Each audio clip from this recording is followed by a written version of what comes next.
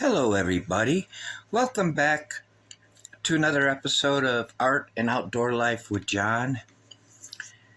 So, I'm doing a voiceover this time, and very quickly, I want to tell you why. Sometimes when I'm painting, I get disrupted by talking. I'm not to the point to where I'm comfortable about talking while I paint. Sometimes I am, but sometimes I'm not. So this time I'm doing a voiceover. And also, if you've seen my music video and was wondering why there was that bubbly sound, I figured it out, and it was the AC in the background was going. It's been so hot out here. Okay, so what I want to talk about here is frustration, motivation. Let's get to the point, okay? Now, why do we paint? Some people paint because they want to be really good and they want to have a career at it. I mean, who doesn't want to be good anyways, right? But let's look at the big picture. We're going to have frustrations no matter what we do, and that's true in life. It's very true in life. Frustrations are going to come out of nowhere. So when we're painting, we'll have good paintings, and then we'll have not so good paintings, okay? It's like our days. Sometimes we have good days and not so good days. But what motivates us to paint? Well, for everybody, that's an individual thing, okay? But let's not get discouraged, okay? Even though discouragement does come with it. There will be periods of time where you don't feel like painting. You feel like, I don't know if I could do anymore. I'm just not comfortable anymore. Or some people take the approach of, give it a few days or a few weeks. I'll come back to it and I'll be it'll be fresh all over again. Some people look to other videos for motivation and inspiration. I do, okay? But the truth is, the paint is going to do the work. So when we're painting, okay, we start out, if you have a photograph, or if you're doing it from imagination, or even plein air painting outside, we all know kind of what we want to get into, but our expectations, if we set them too high, we will always, be not pleased. Unless, sometimes we have those happy accidents.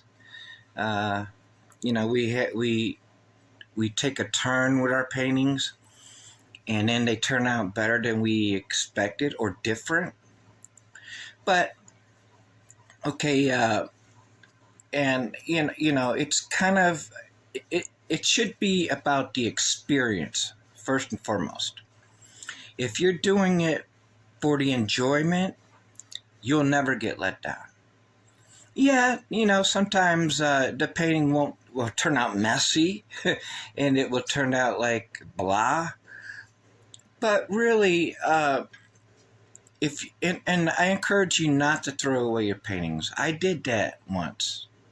My first paintings, I started throwing them away because I wasn't happy with them. But then I was told, keep them, because it's part of your journey into this thing, okay? So then I kept some, and I was going through some just last night, and I was amazed at some of my early paintings, like how they would go up and down. Like some of them were just really, still, I wasn't happy with. And some of them were like, wow, I really did that? Huh. So let's be real here, okay? The paint is going to do its thing, and we're going to try to make it do its thing. But it should be, for the most part, about the experience of painting. It should always be about just getting, just doing it, enjoying moving the paint, trying different colors, that process, sitting down alone, it's alone time, right? And you're thinking and your eyes are always going other places. Now, if you're trying to paint like someone else, it's not going to happen most of the time. I mean, you cannot, even your old paintings, you'll never be able to completely do someone else's painting or an older painting. So throw that out the window. You could read all the books on painting and still never get to where you think you're going to get to, unless you have experience. And how do you get experience? You keep trying. Right? Experience is the best teacher, and the best knowledge comes from experience, from actually doing it. I'm not discouraging no one to read at all, because there are different methods and different ways of seeing things. But look at it like life.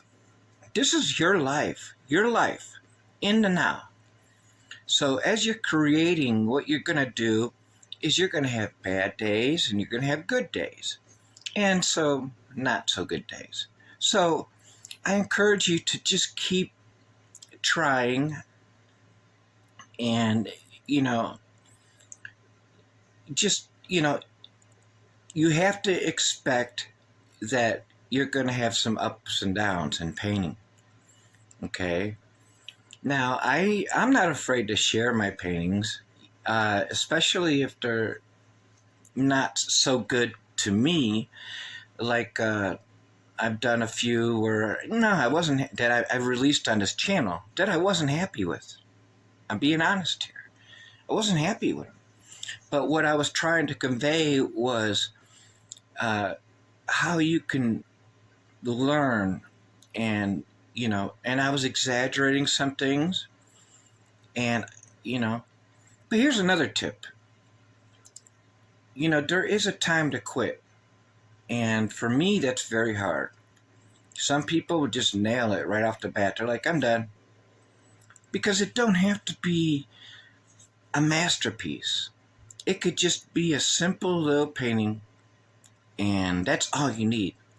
Once you start really throwing in a whole lot of this and that, it can become cluttered pretty quickly, and then, the human eye goes everywhere. So, in regards to, also I wanted to say this too. I did a couple voiceovers because I was having a panic attack. I started having them. My anxiety started getting real bad while I was painting. So when you hear me coughing or going stuff like that, that's my nerves getting really bad. And and it's all because of that perfection thing. And sometimes it's just, for me, the anxiety hits me hard out of nowhere. Okay, but that's just me. Now, I do encourage you, some people don't, but I do. I encourage you. I think it's a great thing to paint along with painters on YouTube, because, and I say this because it's kind of like when you're playing music, playing to a record. You're going to learn by playing to that record. You're going to learn by playing to that song. It's kind of like, practicing with somebody else, practicing to somebody else's, whatever they're doing in life. And then eventually you'll create your own style, because you'll figure out what you like. Some things will stay with you. And like anybody in music business and even painting and stuff, their influences are a part of their work. There's no denying that. So without that, then what is it all about, right? I mean, even when I don't have a lot of times I paint with, like this one here, I don't have no reference photo, none. I just said, I want a canyon. I want to be in a canyon. So I don't know where to begin, but I know I want my colors to be, in the southwest. I want the sky to be fairly blue, and then we'll go from there. Okay? And I want to give a shout out to a few people I think you should look up. As far as tonalism, I think Andrew Broussard is he's one of my favorites. I don't normally give shout outs. Joe Menza is somebody you should look up. Joe Menza Art or Joe Menza Watercolors. Incredible artist. Dave Usher is one. And you look at Stephen Cronin. I'm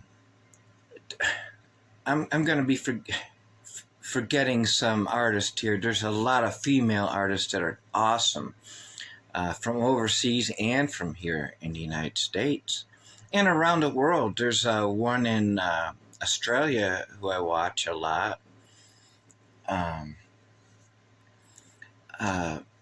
But there are so many. I'll leave some of the names in the descriptions below. Now, I'm not favoritising. I'm forgetting a ton of names, okay? But anyways, I encourage you to check some of these artists out. It's up to you. I'm not one that likes to hold back as far as being vocal about who I follow. I follow a lot of people, and a real lot of people. But once you start following one person, usually it will lead you to another person, and then you find another person on your own, and then all of a sudden you're all over the place, and you're just loving everything. So back to the point. The point being, frustration is a part of the process. And it doesn't have to be so much if you start out by just saying, you know what, I'm just going to enjoy this, and let's see where it takes me. Let's see where the painting takes me. Okay? If it's not up to your par or you're not happy with it, did you enjoy the process? Of course you did. You got your mind off of things and that. So what will you have learned? Well, if you keep your paintings, and down the road, you will, I promise you, you'll look back and you'll say, you know what? I'm glad I kept those paintings. And I went through some hard times with the frustration thing, but I'm glad I kept them. And look at how much I've improved, And don't always paint to impress people, I mean, if you get caught up in that game, then you're really throwing yourself off. But anyways, I have to go. I want to thank you for subscribing. I'm really grateful. Again, and I'm going to say it. Please like the video if you like this, if you want more content. Subscribe. It helps me out a lot by liking and subscribing. And also by sharing. Your comments help me out a lot. I don't receive many comments, but this is a new channel. I just started the channel. So grab yourself a cup of coffee or a cup of tea and maybe a glass of wine, maybe some warm apple cider. Well, pick a time or do it on the fly. It doesn't matter what size paper, watercolor paper you use. And just start painting. And if it takes you, every other day or whatever your schedule is, that's fine. But remember, it's about the process. Enjoy the process. Because we often get caught up too much in this whole silliness about, yeah, it didn't turn out the way I wanted, and yeah, it ain't this ain't working for me, it's not for me. Well, if you have that attitude all the time, you're not going to get nowhere. So put on the brush miles. Again, experience. Reading is one thing, but putting it to experience is another. And over